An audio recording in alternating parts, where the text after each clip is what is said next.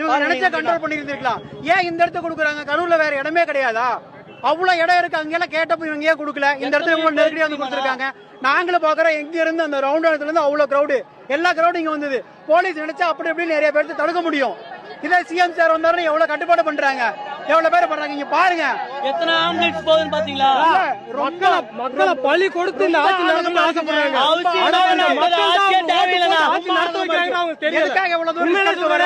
அவங்க நினைச்சிருந்தா ஃப்ரீயா இருக்க எத்தனையோ இடத்துல அவங்க கொடுத்துருக்கலாம்.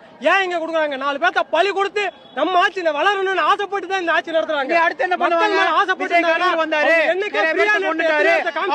பலி போடுவாங்க. ஏன் இந்த இடத்துல வேணும்னே திட்டமிட்டு ஆட்சி போலீஸ் நினைச்சா வர்றாங்க, மக்களோட ஆசையை அவங்க நிறைவேற்றுறக்காண்டி மக்கள் விரும்புற இடத்த கொடுத்துருக்கணும். மக்களை வந்து ரொம்ப அவமதிக்கிறாங்க.